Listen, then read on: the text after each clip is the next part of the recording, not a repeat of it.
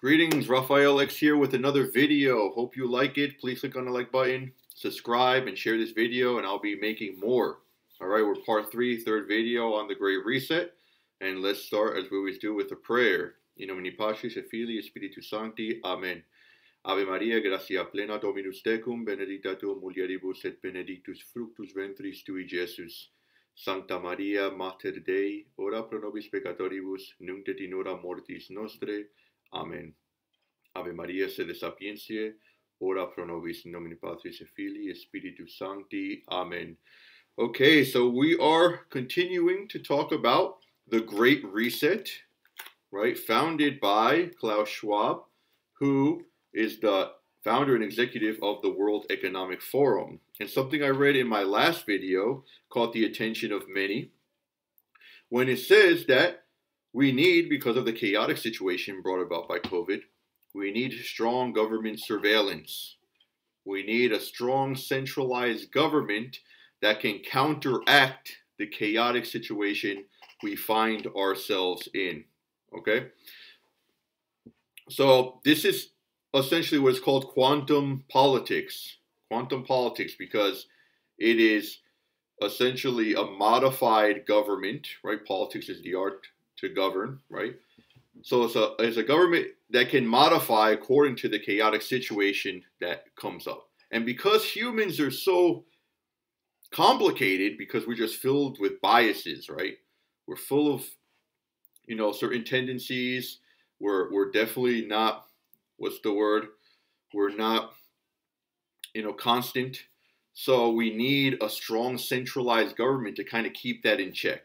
And through that, and this is what the Great Reset alludes to, and later is going to make more explicit, the means to do that is artificial intelligence. Artificial intelligence can save humankind from itself. And in a sense, I'm not bashing artificial intelligence. It is a good, but it could definitely be used as a bad.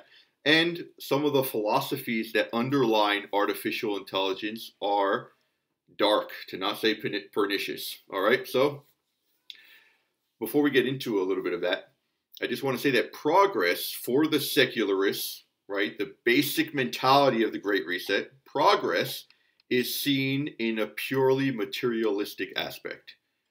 So actually, we're on now the macro reset, the part of economics, and economics is going to be essential, at least in the Marxist mentality, for human, right? The goal of humanity, essentially, for human happiness is to be in a good economic situation, right? We have a purely materialistic view of man.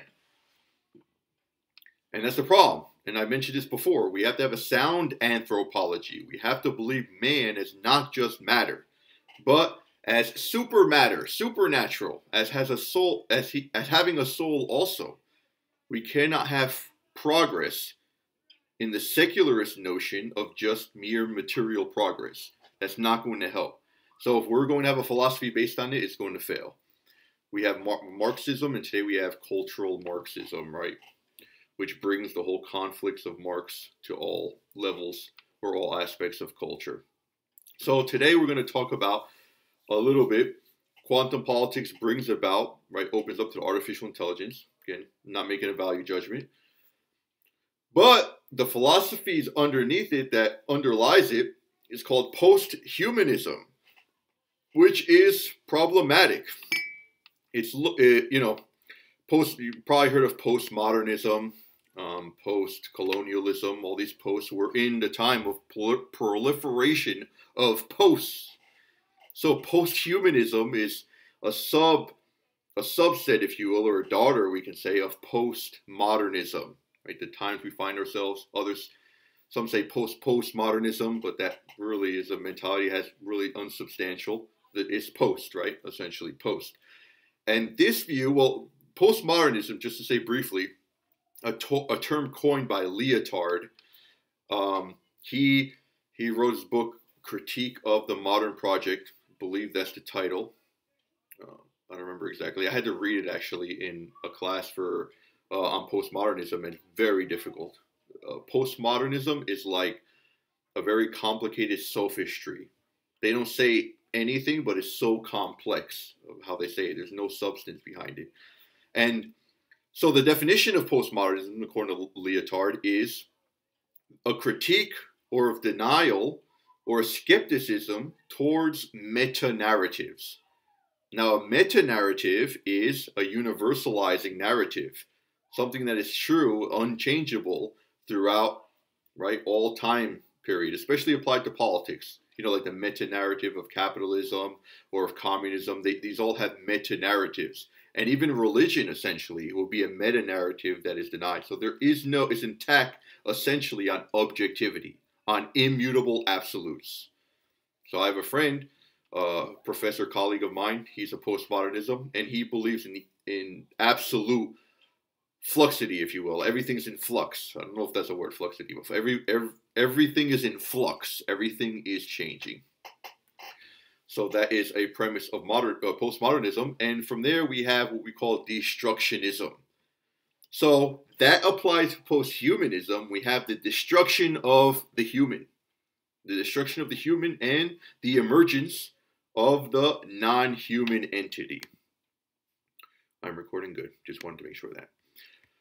So from the destruction of humanism, we have the destruction of human itself. The problem is humanism is seen as too anthropocentric, as promoting a anthropocentric exceptionalism, right? In politics, in philosophy, in all the humanities. The human is the center. So when we deconstruct the humanities, it's just a step to deconstruction of the human itself. And this view, of course, is in the context of the time we're living in now, which is a time of exponential and scientific and technological growth and biotechnological growth, right, and development. So posthumanism, try to say that fast 7 times, is essentially anti-humanism, right? It's anti-humanism. It looks to overcome, to counteract this, the main anthropocentric view of the modern times. Modernism, or modern times, before postmodernism, was focused on the man. And you can see this in the art, right? You can interpret the times by their art.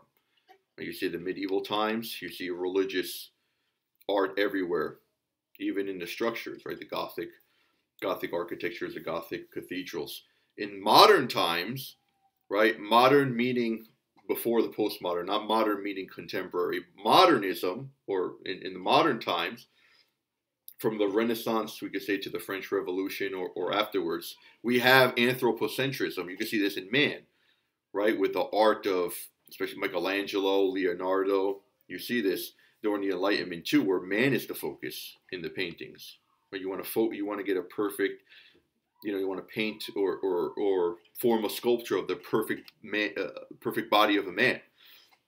So we have anthropocentrism. Then postmodernism is a rejection of the past. So if you see the more contemporary art, a lot of it is not, remember, this attack of objectivity is not art in itself.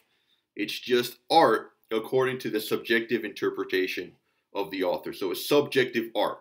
So we have now the culmination of the subject. Art is nothing in itself. And we have chaos. You see a lot of chaotic art if you've ever been to a contemporary art museum, which not all of it is bad. Some of it's interesting, but yeah, I'm not making a value judgment.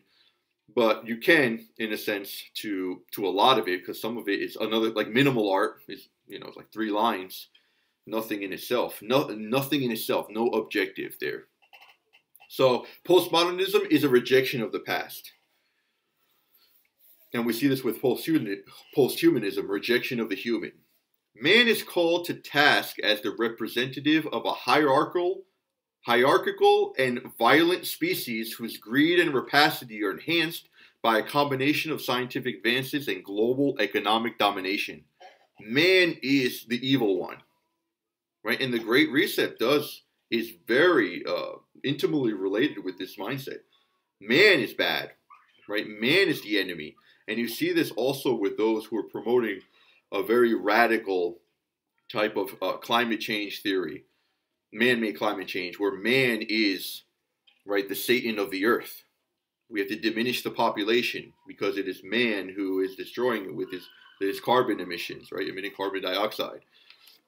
So man is bad, right? So we need this non-man entity, right?